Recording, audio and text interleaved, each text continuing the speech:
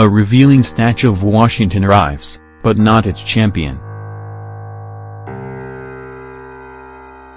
Naked George arrived in New York on schedule.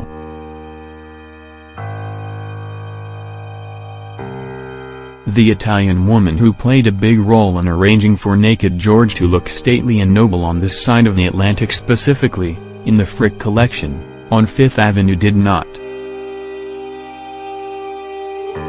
Naked George, though that is not its official name, is a 200-year-old plaster statue of the first president and the buff. The woman is Franca Coin, the president of a small museum in Italy that owns the statue. Xavier F.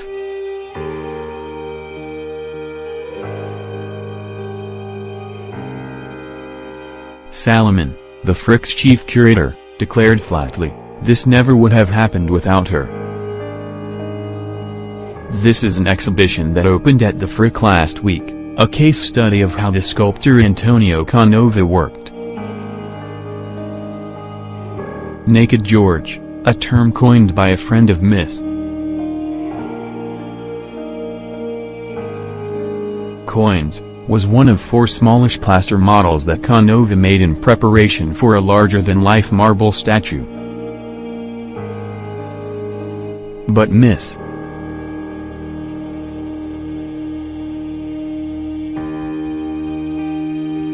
Coin remained in Italy, missing the opening of the exhibition, which brought the 4 models and a larger plaster version to the United States for the first time, even though the commission that put Canova to work came from North Carolina in 1816.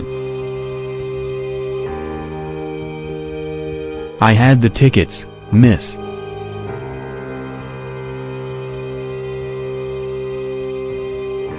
Coin said by phone from Rome.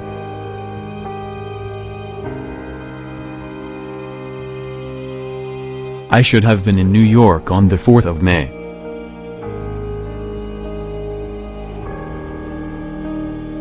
I am the godmother of the exhibition at the Frick."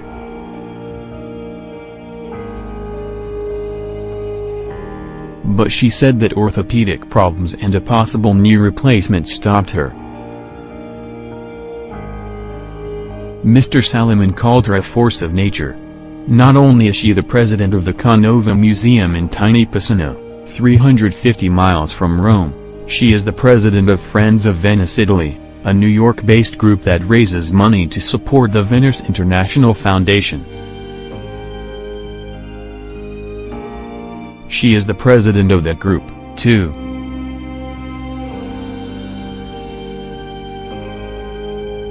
Under the Venice International Foundation's umbrella is the Civic Museums Foundation of Venice, which runs the museums there. She and her husband, Pier Giorgio Coin, who has produced wine and olive oil since selling his family's department stores, live in a famous Palladian villa on the Grand Canal, Palazzo Barbaro. Henry James stayed there from time to time, and it inspired the setting for his novel The Wings of the Dove. The character Mrs. Gareth was a reworking of the Boston art collector and museum donor Isabella Stewart Gardner. James was not the only well-known visitor. Others included the poet Robert Browning, the painters Claude Monet and William Merritt Chase, and the novelist Edith Wharton. Coin's New York, when she makes the trip, seems to center on the Upper East Side, not far from the Frick. The choreographer Susan Stroman, a friend from the Friends of Venice Sport, said one compass point is Sant'Ambroius, a restaurant just up Madison Avenue from the Carlisle Hotel, where Miss Coin usually stays.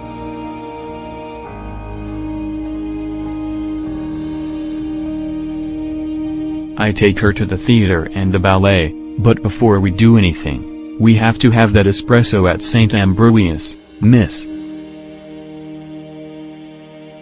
Stroman said.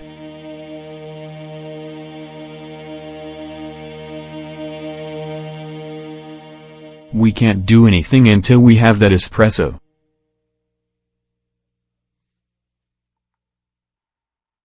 She has unbelievable energy, miss.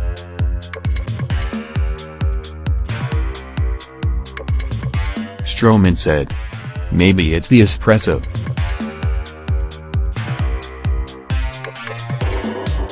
Another Friends of Venice board member, Jonathan Martyr, said that Miss Coyne always talks about smoking.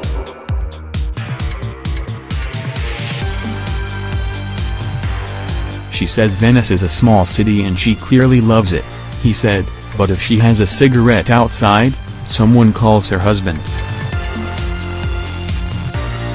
In New York, she says she can smoke all the way from the Carlisle to Uniqlo, which she loves. She says New York is unbelievably free, Mr. Martyr continued. In Europe, there is a desire to cling to the ideas of aristocracy. That's not her.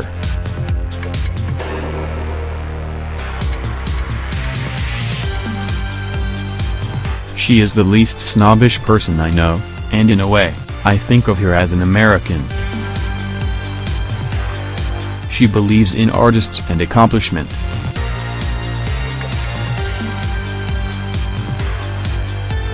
She believes in the superiority of great talent like Canova. It's as if she's perfectly matched to appreciate George Washington. And Miss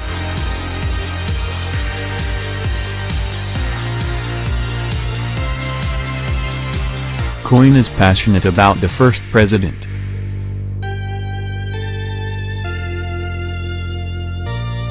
I was there in Venice, visiting when she was trying to make this happen, Miss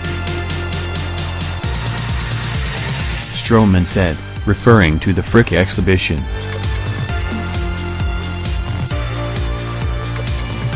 She was all excited to tell me about it and wanted it to come to America.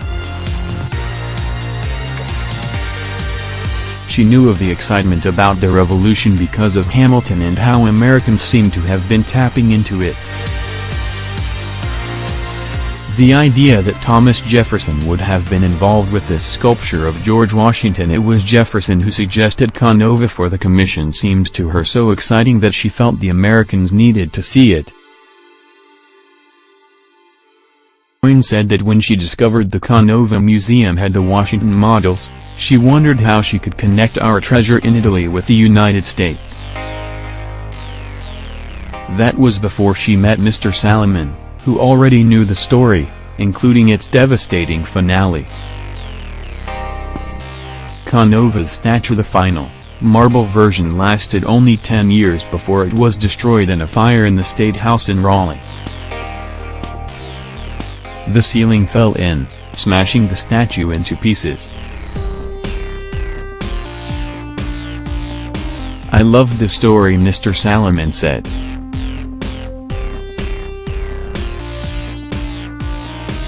I had gone to North Carolina.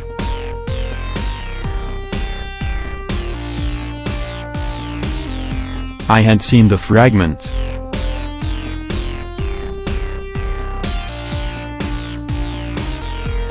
I knew the story and I knew the objects.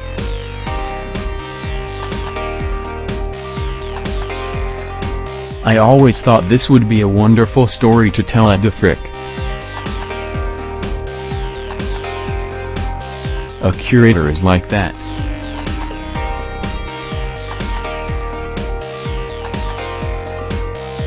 A writer has a story that sooner or later becomes a novel or a play. A curator dreams of an exhibition to stage.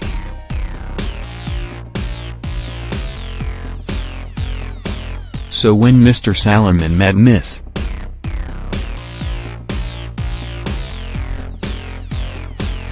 Coyne and she said she had become the president of the Canova Museum, they hit it off. She said, "Why don't we do something together?" he recalled.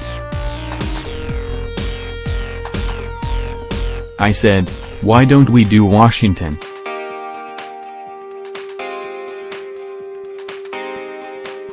Canova's Washington looks younger than the wigged statesman of the famous Gilbert Stuart portrait.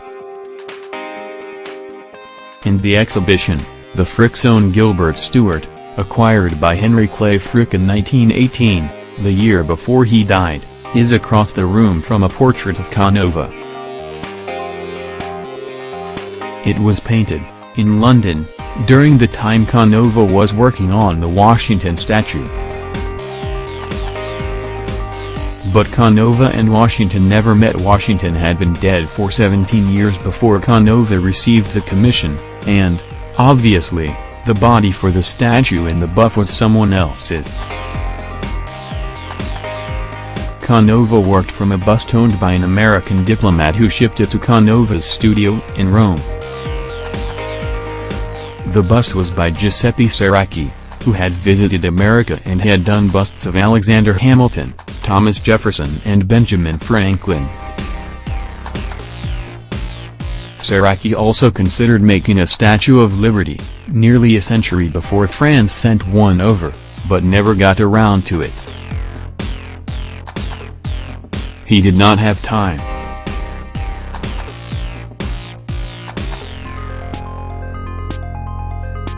He was guillotined in 1801 after he was implicated in an assassination plot against Napoleon Bonaparte. People wrote at the time that Ceracchi's Washington was the most lifelike of all, Mr. Salomon said. So what about the Canova?